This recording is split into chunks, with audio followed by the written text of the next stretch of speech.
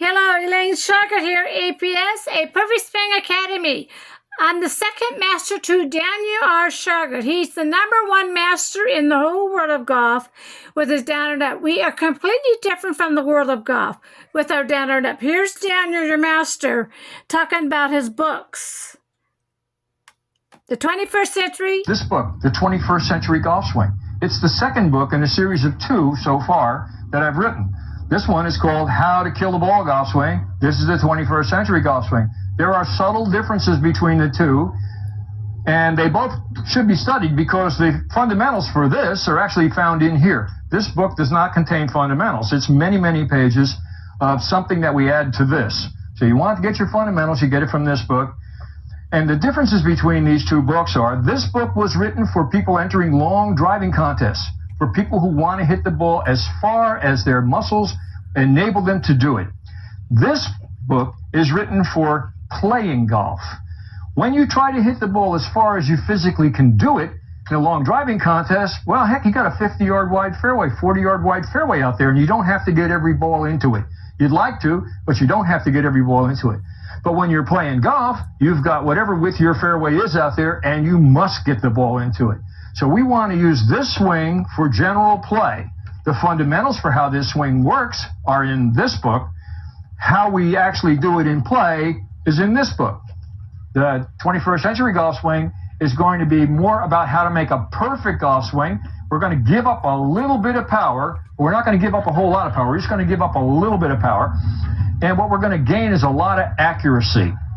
And the basic big difference between the two golf swings is that in the How to Kill a Ball Golf Swing, we're focusing on, in that particular DVDs and everything that goes with it, with a very deep movement and a large lateral shift of the spine, which we're going to use the leverage of the body with this large lateral shift of the spine to drive the left arm down, around, and up. And because of that, we want to have this great big movement this way. Now, if you're playing golf and you're using this great big movement this way on every single shot, you're going to be a bit erratic. But when you're playing in a long driving contest and you got 6 balls, you don't have to get every single ball in, but it'd be good if you did. But you're going to have tremendous amount of power when you use this big amount of lateral weight shift. We're going to be using a lateral weight shift, but we're going to be using less of it. Basically,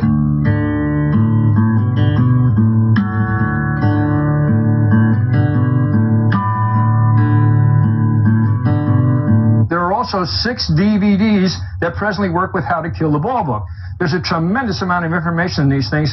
Anybody who's studied any of my stuff knows that I pour my heart out. I put a tremendous amount of information into it. As you saw in the opening sequence of a lot of people hitting golf balls, a lot of these swings don't look exactly alike. And I want you to know that your swing may never look exactly like anybody else's swing.